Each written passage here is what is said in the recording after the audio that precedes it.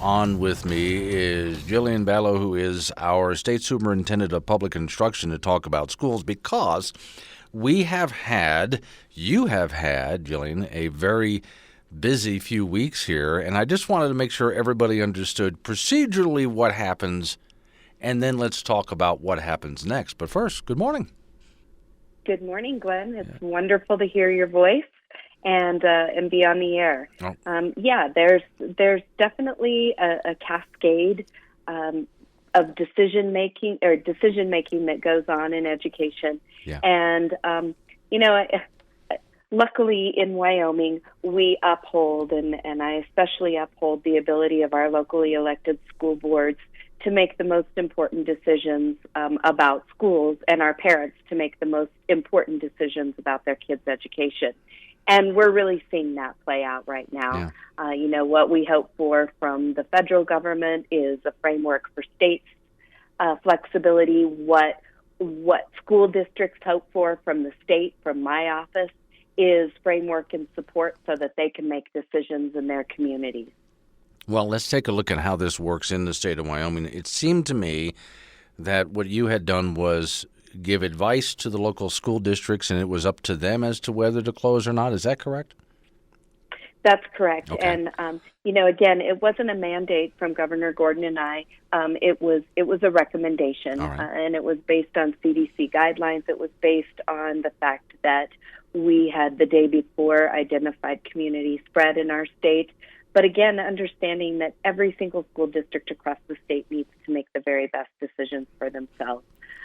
As such, we saw almost all school districts close to students by Monday morning, and I don't know that there are any that are open to students today. Okay. Now, the next question would be then, but of course it is up to the individual districts, but how long does that last? Are we done for the year?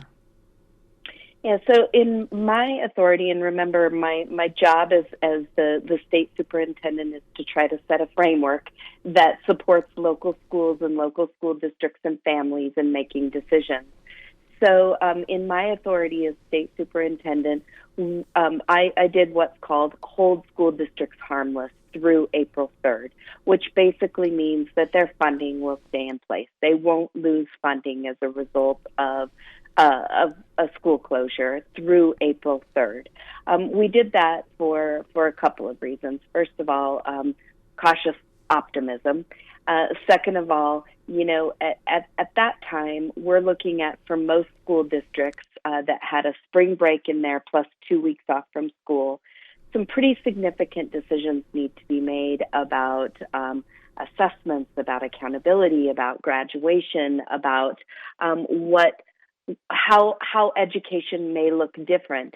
And then there's that very basic fact is it safe to open schools up? So we'll continue to reevaluate that. And when I say we, I mean our district superintendents across the state, my staff, my colleagues across the nation, Governor Gordon, our task force, lots of folks really keeping a close pulse on this. All right. Now, there are some students who will wonder, it's one thing to have a snow day or two, and a couple of times this past winter, Wyoming itself was shut down, but they know they might have to spend a couple of extra days making that up. So students might worry about how to make up this extended time. But then I also wonder, there were some high school seniors that were just about to graduate, and they just needed a few more credits, and they were ready to go to a college with those credits, and that really messes up the whole schedule they had laid out. How do they make that up? Yeah, that is really, really interesting, and I think a clarification is, this semester is not a wash for those high school seniors. I can't imagine a scenario where they would not get credit for the work that they've already done and for the work that they have the ability to continue to do, maybe through different means. But I believe that every school district in the state, I've talked to several over the last couple of days, has our seniors at the forefront of their decision making. I know that's something that we are thinking about as well at the state level. And, if school closures go beyond April 3rd, we may be, instead of saying, how do we catch seniors up, we may be into a new territory of defining this year's graduating class, defining 2020 graduates. And they may look a little different going into college or going into workforce training or entering the military. But, I think that discussions and decisions about transitions, about alternative work that they can do from home or while practicing social distancing at school in the coming weeks and the coming months is key. Now, that's kind of the doomsday scenario, right? And we're all cautiously optimistic that April 3rd will roll around and we have some better ideas about what COVID-19 looks like in Wyoming and some better ideas about when students could potentially return to school. Jillian Balow is my guest. She's a Wyoming school superintendent, and this, I think, probably one of the most important topics we've had on this week is how do they, again, make up for this if it does go beyond it. But then in the meantime, though, it sounds like you are thinking about how students, parents can communicate with administrators and teachers to work this out. So we can't get together and have meetings, but are there online places they can go? Yeah, first and foremost, families and students need to be looking after their personal health and safety first. Second is if students have makeup work that they can do, they should get that done. If they need to reach out to a teacher to get additional resources or what have you to make up work that's already missing, they should probably try emailing their teacher unless they have a different way of getting in touch. And Glenn, you've heard me say this before because I've been saying it for a really long time. Parents are students' most important teachers. And there are a lot of really great resources out there. And my message to all the parents right now is not only are you always the most important teacher, but you may be it right now. And have confidence in your ability to teach. It's not necessary to make learning look like school, and I'm saying that in air quotes, but there are a lot of really great resources. We know that schools and parents tap into both online and just out of tapping into students' curiosity. So I'll start with the online portion first. One that we turn to a lot and that we encourage schools to use is code.org and the Khan Academy, which has just this slew of resources that keep kids engaged online. So it moves away from sort of the mindless games that students sometimes find themselves playing, online and really shifts to a learning environment. Those are just two. And there are many, many more. But don't ever discount the value of doing an art project or cooking together or asking your student to look online and find a recipe and make it together.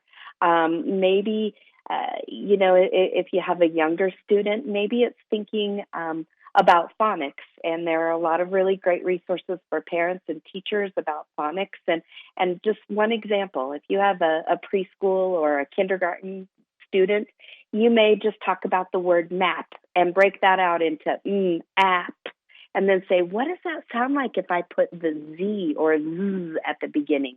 It's Z app. And we call that phonics, but it doesn't feel like it. And kids get really engaged, and it's a wonderful way to pass some time during this time of isolation and time of being together with our families. Okay, good time to look up all of those resources and information. I'm curious about, I just sent the lady Alex out to go get us breakfast from a local people that are now doing curbside, because they're trying to stay in business.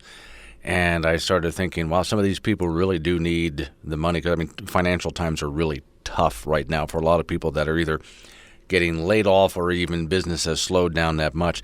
Are we continuing to take care of our teachers and administrators and custodians during this time?